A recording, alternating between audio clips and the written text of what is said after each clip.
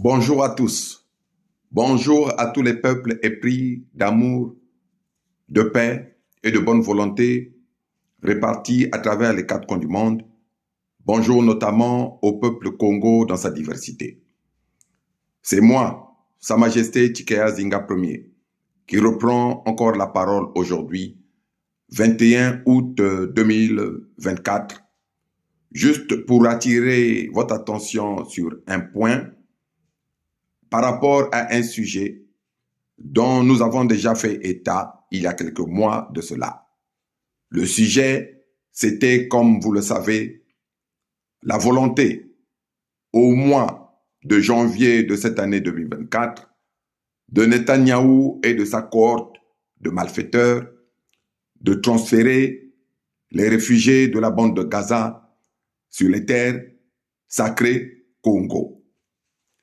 Il avait donc été dit par l'État d'Israël, par l'intermédiaire de son serviteur qui est Netanyahou, que après avoir fini avec les Gazaouis, notamment du Hamas, il allait venir s'occuper des terres Congo pour les libérer.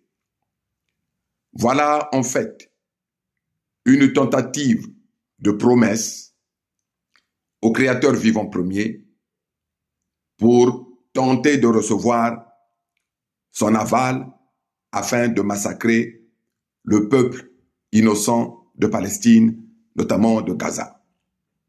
S'il s'est intéressé aux terres Congo, c'est parce qu'il sait pertinemment que ce sont les terres du Créateur vivant premier, qui est Mfumunza Mbiampongo, l'invisible, que ce sont les terres du peuple, du véritable peuple élu de ce Créateur vivant premier.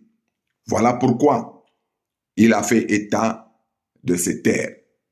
Mais il savait pertinemment qu'en disant qu'il allait transférer les réfugiés de la bande de Gaza sur le sol Congo, que les Congos authentiques, autochtones, allaient marquer une fin de non-recevoir. Donc, sur le plan spirituel, ce qu'il a voulu faire, lui, le partisan de la Kabbale, avec sa cohorte de malfaiteurs, c'est prendre à témoin, en quelque sorte, ou c'est tenter de prendre à témoin le Créateur vivant premier en lui disant, voilà, nous avons voulu prendre ces gens-là, c'est-à-dire les Gazaouis, pour les transférer sur tes terres sacrées, afin que le peuple élu, le véritable peuple élu, puisse les accueillir, mais le peuple élu, qui est le peuple Congo, n'a pas voulu les accueillir. D'où, maintenant, nous, c'est-à-dire eux, les Israéliens, se donneraient maintenant le droit de faire des Palestiniens des prisonniers, ou se donneraient le droit maintenant de les massacrer massivement, parce que sur le plan spirituel, il a voulu justifier le fait que l'asile en terre sacrée Congo avait été refusé aux Gazaouis. Je ne sais pas si vous comprenez très bien la portée mystique et spirituelle, en quelque sorte, de ce kata réalisé par Netanyahou. Donc, il est venu tenter de nous pousser à recevoir les Palestiniens sur notre sol Congo, en sachant pertinemment que nous allons dire non. Mais en disant non, nous n'avons pas donné l'aval au massacre des peuples innocents de Palestine.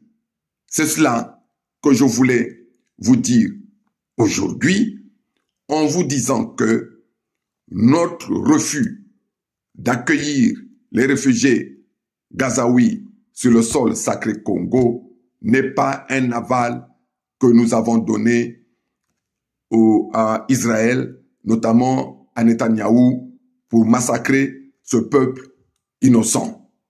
En plus de cela, nous ne l'avons pas invité. Et puis nous savons pertinemment que le mensonge n'aura jamais le pouvoir ou les capacités de sauver la vérité. Donc, Israël ou Netanyahou ne pourra pas sauver le peuple authentique, autochtone Congo. D'ailleurs, nous savons d'où viennent les armes qui sont données au M23 de Kagame Paul, qui massacre à longueur de journée les populations des deux rives du fleuve qui porte le nom Congo. 20 millions de morts dans la Fédération démocratique du Congo, 4 millions de morts dans la Fédération Congo par l'intermédiaire des armes fournies aussi bien par Kagame Paul au niveau de la Fédération démocratique du Congo que des armes fournies à Ngwepso Mathurin Albert alias Sassou Deni dans la Fédération Congo sur les territoires occupés de la Fédération Congo pour massacrer les Congos. Voilà le bref message que je tenais à porter à votre connaissance aujourd'hui, juste pour vous dire que l'aval du peuple authentique, autochtone, Congo ne sera jamais explicitement ou implicitement reçu ou donné pour faire le mal à travers le monde. Je vous remercie donc pour votre écoute et je vous dis à très bientôt. C'était donc votre humble serviteur, le Maloango souverain et insoumis, le membre permanent du Conseil fédéral Congo, le partisan de l'Afrique des solutions, Sa Majesté Tshikaya Zinga Ier. Au revoir.